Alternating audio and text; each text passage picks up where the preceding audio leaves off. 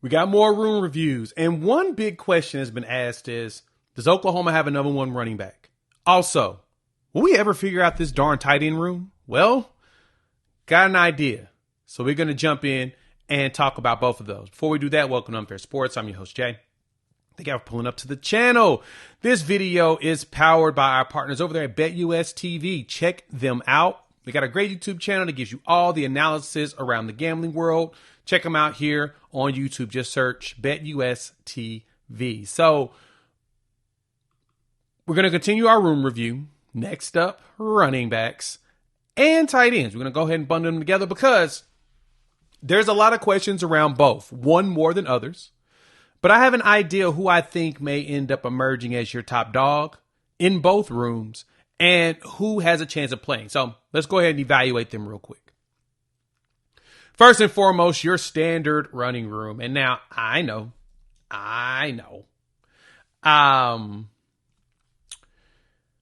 The running backs haven't been what we're used to at Oklahoma. You know, traditionally Oklahoma turns out some pretty darn good running backs, some solid and elite ones. Numbers usually are really, really good, but we have not seen that over the last couple of years. It's been kind of quiet. Running backs have been up and down statistically. We haven't really seen a big 1,000-yard rusher since Eric Gray a couple of years ago. So when I go back and look at the numbers, I'm like, man, Sawchuk gave you 700 yards in 23. It was him and Tyree Walker. As Javonte Barnes was dealing with injury in 24. Javonte Barnes led the way with 500 yards. Jackson Arnold had 400. Taylor Tatum had 200. Xavier Robertson 233. So statistically, the numbers aren't there like we're used to. But when we look at the room itself, there are some promise. If Barnes can get healthy, I think he can be a heavy contributor. But you've got some pretty solid ones. You know, 6-footers. You're sitting with Xavier Robinson and Javonte Barnes. I think X-Rob is a little bit taller than that, but we'll talk about that another day. Torrey Blaylock's dad put out a tweet that he's 6 foot, 200 pounds, so he's over the 190 threshold. But the good thing is every running back on the roster is over 190 pounds. So we've got guys with enough muscle and strength in order to handle the rigor of an SEC schedule. But that's not truly the question. The question is, who's the person that can step out and be that number one dude, be the bell cow running back? Now, I don't believe we'll have one running back that do that. I think we'll have to be a 2 running back system and a pseudo running back by committee. But this is who I think is going to be able to jump out. But first, shout out to our partners over there at BetUS TV. Check out their YouTube channel. They're giving you all the odds and the analysis on the games, especially here in March Madness and the NBA and going into the NBA playoffs. But if you take a gander at this, the NCAA's regular season win totals. And right now, some opponents from Oklahoma, you got Ole Miss, Michigan, South Carolina, Missouri. And in the overs, they're all favored to go over their number. I ask you, who do you think it's going to be? Who's not going to hit that over? Who do you think the dog will actually win it? Oklahoma at minus 115 over 6.5. Feels like a surefire bet. And you can check it out over there at BetUS TV, and they'll give you breakdowns of all of that. BetUS, where the game begins. Who's the back that I think is going to take over? Honestly, I think it's going to be Gavin Sawchuk. One thing he did was he put on weight. He's up to 205 pounds at 5'11". It appears that he's healthier and stronger. He's going to be able to handle more hits. That was the big issue I had with Sawchuk over the last couple of years was body didn't seem like it was built to handle the rigor that's coming from playing in the SEC. But I think it's going to be him and Xavier Robinson. Now, when you look at it, I mean, Sam Franklin is still here, which is still kind of a surprise. Nothing against him, but he had some very public mistakes. And it didn't feel like he was going to come back. But as a redshirt senior, it seems like he's like, you know what, screw it. I'm going to go ahead and finish this bad boy out and ride it here. Because a lot of these dudes really like DeMarco Murray. Like, he is a beloved figure. But I want Taylor Tatum and Torrey Blaylock to step up. That's who I really want to see who's got it. Because I think Blaylock's got an opportunity to be a really good running back here. And Taylor Tatum, you know, outside of his fumbles, he was finding holes. He was finding his own holes, and we know that the offensive line is going to be improved, so I'm not that concerned about how that plays out. But I need Taylor Tatum to be that dude to come in and be the number 3 back for this team. Javonte Barnes has an opportunity because he's a very hard runner, and he's got the weight for it at 216. But I think it's going to be Gavin Sawchuk and Xavier Robinson running it together. Let me know what y'all think. Hop in the comments. Because I really don't think we have just one dude that's going to be that dude yet. Somebody's got to show it. But I do think that Sawchuk and Xavier Robinson is probably going to give us some of the best opportunities to get that dub. Tight end room. Yeah, I know.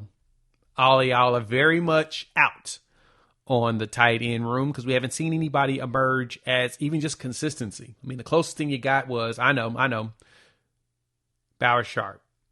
But he was placed in a very unfair situation. He should have never been the top option at wide receiver whatsoever. Here we are now. But I think, though, what the reports coming out is that Jaren Kanak is picking it up very fast. And he's doing a really good job of actually, blocking. He's whiffing here and there, and he's getting there fast, but he's doing a really good job of balling. So I think Jaren Kanak is going to be one that's going to be the biggest surprise in that room for the coming years. Him, and now if there's anybody that I need to step up, I need Caden Helms to give me something. We've been saying it for a couple years. Resho Jr., him and K. McIntyre, the Nebraska boys. We need them to give us something. And they'll have their opportunity, but I need them to give me something. Caden Helms had one game where he blocked like crazy, got himself a nice catch. He's like, okay, I think we may see some promise, but it's always about health. So we'll see what they look like. But when you bring in your transfers with John Locke, Will Huggins, as well as Carson Kent, you brought in some okay guys. Huggins is a big boy, and he likes to hit people. So I think that that's a promising piece that you get out of this. But I don't know. I don't know about the transfers yet. I mean, I haven't heard anything bad. I just, heard they're out there playing. But they'll be able to work better in this Ben Arbuckle system as it's got some tight end friendly stuff as far as making catches. But Von Mitchell at 275, I'm now getting more and more concerned. And why am I concerned? Not that he's 275. Is I ain't heard nothing about him. We talked about him at 275. He looked slender for 275, but I ain't heard about him doing anything yet. And that's where my concern comes in. That could be a good thing, could be a bad thing. But for me, I'm concerned because I ain't heard nothing. And I'd like to hear something about our former, high 4-star, borderline 5-star, 5-star back in his old class, tight end that came in early. But he's still young. Redshirt freshman, should now be in his true freshman season.